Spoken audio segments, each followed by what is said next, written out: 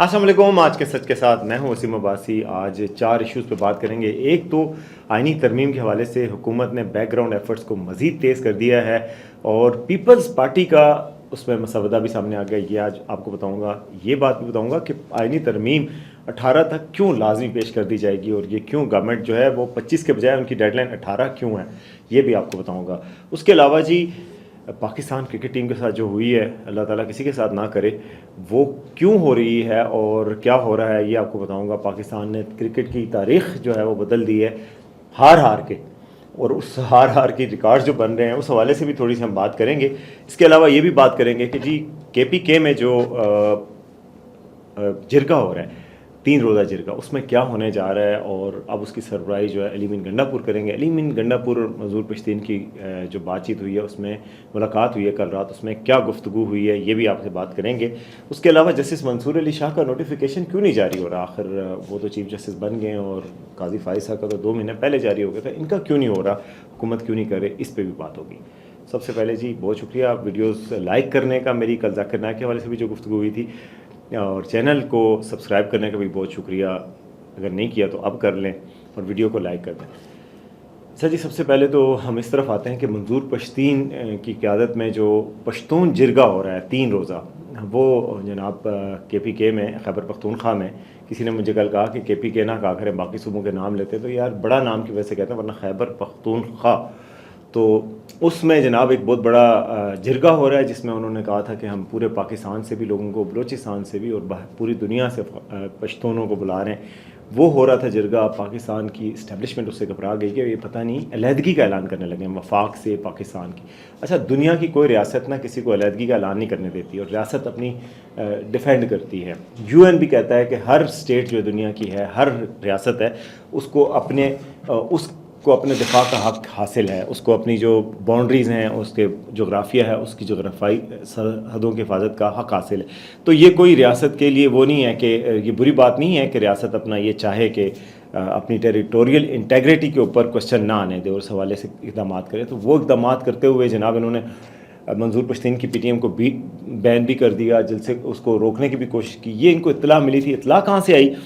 इत्तला जनाब साफ़ियों की मुलाकात हुई मौलाना फजल रहमान से, और वहाँ पर भी उन्होंने बताया, और कमरान मुज़ा ने भी बात की। बाद में उन्होंने वो बयान में माजरत भी की थी, लेकिन उस वक्त ये इन्होंने कहा कि जी ये यहाँ पर हम इनके जरिए में इसलिए नहीं जा रहे कि ये पाकिस्तान से अलहदगी का ऐलान भी कर सकते हैं।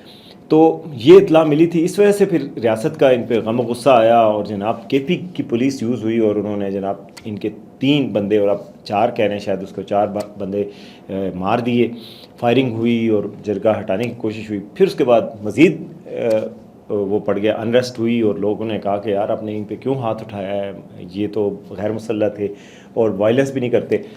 फिर जनाब KPK की गवर्नमेंट को भी एहसास हुआ और उन्होंने पहले कहा चीफ सेक्रेटरी ने किया वफाक की हिदायत पे, यानी मोहसिन नकवी साहब की या एस्टेब्लिशमेंट की हिदायत पे, लेकिन फिर उन्होंने कहा मिल के बैठते हैं, इस पे बात करते हैं। फिर कल बड़ा जिरगा हुआ जनाब, उसमें अली मीन गंडापुर की सरबराही में, और हैरत की बात है कि 2-3 दिन पहले जिनके खिलाफ वो बयान देते थे मोहसिन नकवी, वो उनके दाएं जाने बैठे होते, और रोज़ जिनके खिलाफ बयान देते फैसल करीम कुंडी, वो बाएं जाने बैठे होते, मतलब दाएँ बाएँ साथ साथ बैठे थे। और उसके अलावा बाकी जमातें भी थी, मोहसिन दावड़ भी थे, नून लीग भी थी, अपोजिशन भी थी, जिनके आपस में गुत्थम गुत्था हुए थे कुछ दिन पहले।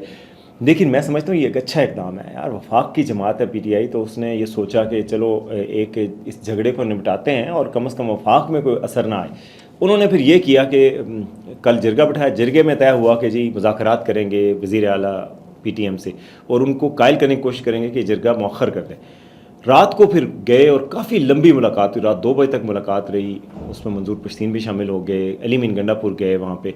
उस मुलाकात में कुछ बातें हुई, कुछ बातें सामने आई, कुछ नहीं सामने आई। कुछ हमारे ज़राए के मुताबिक ये बात सामने आई कि अली मीन गंडापुर ने ये शर्त रखी है कि पाकिस्तान से या वफाक से अलहदगी के हवाले से कोई बात नहीं की जाएगी, और अगर PTM ने इस पूरे जरगे में ये वाली बात नहीं हुई और इस तरीके से कोई बात नहीं की गई तो PTM पे पाबंदी भी उठाने का उन्होंने कहा कि वादा किया गया है। PTM की तरफ से भी कहा गया कि आप जल्द से ये जो करारदादें पेश होंगी उसमें एक शख्स नहीं होगा, बाकी सारे भी होंगे। तो अब तय क्या हुआ कि अली मीन गंडापुर जो है वो मेज़बान होंगे इस जरगे के। اور میں ویسے مطمئن ہوں کہ علی امین گنڈا پور کی سربراہی میں ہو رہا ہے، اور بات یہ ہے کہ ایک وفاقی جماعت ہے پی ٹی آئی، اس کی سربراہی میں ہو رہا ہے، تو وہ پاکستان کے حوالے سے پاکستان کے مفاد کا خیال رکھیں گے، وفاق کے مفاد کا، کیونکہ پی ٹی آئی ایک ایسی جماعت ہے جو چاروں صوبوں میں موجود ہے اور وفاق کی جماعت ہے۔ جو کچھ بھی آپ کہیں وہ پاکستان سے علیحدگی تو کبھی بات نہیں کرتے، یا کچھ بھی ہو تو وہ، اور پاکستان کی بڑی جماعت ہے، سب سے بڑی جماعت ہے اس وقت پاپولیرٹی میں بھی، اس میں کوئی آر نہیں ہے کہنے میں۔ تو انہوں نے اس کو سنبھال لیا ذمہ داری کو، اور اب وہ نگرانی کریں گے۔ اب 3 دن کیا ہوگا، آج جو ہمارے ذرائع وہاں پہ کہہ رہے ہیں کہ آج کا دن جو جرگے کا پہلا دن ہے 11 اکتوبر، وہاں پر ویڈیوز دکھائی جائیں گی، جو بہت ساری ویڈیوز ہوں گی جی کہ کس طرح پشتون آبادی کے ساتھ زیادتیاں ہوئی ہیں، کیا کیا ہوا ہے، چیک پوسٹوں پہ روکا گیا، کہاں کہاں زیادتی ہوئی، کس طرح کلچرلی نقصان ہوا، ان ساری چیزوں کا دکھایا جائے گا آج۔ کل کا دن رکھا گیا ہے جی تقاریر، جو بھی جرگے میں مندوبین، مشر، ملک جو آئے ہوئے ہوں گے وہ اپنی اپنی تقاریر کر کے اپنی اپنی تجاویز دیں گے، اور پرسوں کیا ہوگا کہ قراردادیں اور مطالبات سامنے آئیں گے، اور پورے مطالبات ہوں گے۔ اچھا، پی ٹی آئی کی گورنمنٹ اور گنڈا پور نے ان سے کہا کہ جو مطالبات آپ بنائیں گے میں کوشش کروں گا صوبائی سطح پر جو ہے وہ میں حل کروں، وفاق کی سطح پر میں لے کے جاؤں گا اور حل کروں گا۔ میرے خیال میں علی امین گنڈا پور کو اسٹیبلشمنٹ کی حمایت حاصل ہے، ظاہر ہے، اسی لیے ان کے ساتھ محسن نقوی بھی آئے اور سارے آئے۔ اچھا، ان پہ اپنی پارٹی بھی تنقید کر رہی ہے اور دوسری نون لیگ اور باقی بھی جماعتیں تنقید کر رہی ہیں، لیکن میرے خیال میں علی امین گنڈا پور نے ایک اچھا کام کیا ہے اور ایک ذمہ داری نبھائی ہے۔ کسی نہ کسی کو تو یہ ذمہ داری نبھانی تھی۔ اگر ناراض ہیں پشتون بھائی اور کوئی زیادتیاں ہیں جو کہ جینون زیادتیاں ہیں، ان کا حل ہونا چاہیے نا۔ ریاست میں جو بھی لوگ رہتے ہیں، ریاست کو تو ماں جیسا ہونا چاہیے، جو لوگ رہتے ہیں وہ ان کے مسائل کو ضرور حل ہونا چاہیے، جینون مسائل، کوئی عزت کا مسئلہ، جان کا مسئلہ، تحفظ کا مسئلہ، مالی طور پر خوشحال ہونے کے مواقع، سب کچھ ان کے پاس ہونا چاہیے۔ ہاں، جو غلط بات ہے اور نہیں ہونی چاہیے وہ یہ کہ پاکستان میں رہ کے آپ افغانستان کا جھنڈا یا افغانستان کے حق میں نعرے یا ان کی حکومت سے پاکستان سے بھی زیادہ دوستی یہ نہیں لگا سکتے۔ پاکستان کے جھنڈے کی باہر کے ملکوں میں بے حرمتی آپ نہیں کر سکتے۔ اس ملک، اس ریاست، اس ماں کو سمجھنا ہوگا، اس کے اندر رہ کے آپ جو مرضی بات کریں۔ ہزار جھگڑے ہر کسی کے ہوتے ہیں، پی ٹی آئی کے ہیں، نون لیگ کے ہیں، ریاست سے، اور مطالبات بھی ہزار ہیں، اور مطالبات ماننے بھی جانے چاہیے، سارے وسائل بھی ملنے چاہیے جو آپ کا حق بنتا ہے، اور جو ہے خوشحالی بھی آپ کا حق ہے، مگر بغاوت حق نہیں ہے، اور ریاست چھوڑنا حق نہیں ہے، اور ریاست کی ساتھ دشمنی حق نہیں ہے۔ ریاست کے اندر رہ کے ناراضگی حق ہے، ناراضگی کے ساتھ مطالبات منوانا حق ہے، وہ منوائیں۔ تو یہ اب ہونے جا رہا ہے، یہ ایک بڑی چیز تھی، میں نے کہا آپ کو بتا دوں۔ دوسری چیز جی آئینی ترمیم کے حوالے سے ہے۔ آئینی ترمیم کے حوالے سے کوششیں تیز ہو گئی ہیں۔ آج ایک پارلیمانی کمیٹی جو خصوصی بنی ہوئی ہے اس کا اجلاس ہوا، اس میں جناب پی ٹی آئی نے اپنا مسودہ دیا، باقی جماعتیں اپنے مسودے دے رہی ہیں، پیپلز پارٹی نے بھی مسودہ تیار کر لیا۔ اس میں کیا ہے میں آپ کو بتاؤں گا۔ اس کے علاوہ جے یو آئی بھی تھی، پی ٹی آئی کا کہنا ہے کہ ہمیں ٹائم نہیں ملا، اس طریقے سے بلایا گیا، اس کے طریقہ کار سے ہمیں اتفاق نہیں، اور بیرسٹر گوہر کیا کہہ رہے ہیں کہ ہمیں عمران خان سے ملنے کا موقع دیا جائے۔ حالانکہ مجھے لگتا ہے کہ عمران خان سے ملنے کا موقع بالکل نہیں ملنے والا 18 تاریخ تک، کیونکہ وہ ایس سی او کانفرنس تک ان کی زبان بندی کا حکم ہے کہ جی وہ جب بولیں گے اور کوئی انریسٹ پیدا ہوگا تو پھر مسئلہ بن جائے گا، اس لیے وہ ایس سی او کانفرنس اطمینان کے ساتھ کرنا چاہتے ہیں۔ اسی وجہ سے جناب ججز نے سب نے جو ان کے کیسز کی سماعت تھی وہ ملتوی کر کے 18 تک کر دی۔ تو اب 18 تک تو یہ نہیں ہونا، لیکن انہوں نے یہ کہا کہ ہمیں عمران خان سے مشاورت کر کے واپس آنے دیں، ہم بھی چاہتے ہیں۔ بلاول نے کہا بھائی ہم تو چاہتے ہیں کہ ساری پارٹیوں کا مشترکہ ہو جائے، آپ بھی لے آئے تجاویز، مگر اندر کی بات تو ہم سب جانتے ہیں نا کہ ایسی بات نہیں ہے۔ ادھر سے جناب بلاول نے اپنا پیپلز پارٹی اپنا مجوزہ ترمیمی پیکج لے کے آئی ہے۔ اس میں کیا ہے؟ اس میں ہے جی وفاقی کانسٹیٹیوشنل عدالت بنے گی، وفاقی کانسٹیٹیوشنل عدالت کے ساتھ ساتھ صوبوں میں بھی کانسٹیٹیوشنل عدالت بنیں گی کہ کانسٹیٹیوشنل میٹرز جو صوبائی سطح پہ آتے ہیں وہ ادھر ہی سے کور ہو جائیں، باقی عام لوگوں کو انصاف ملے یار۔ کسی کی زمین کے مسئلہ، کسی کے قتل کے کیس، کسی کے دیوانے مقدمات، کسی کے دوسرے مقدمات، یہ سب مقدمات جو ہیں مالیاتی مقدمات، یہ سب ادھر پہنچیں۔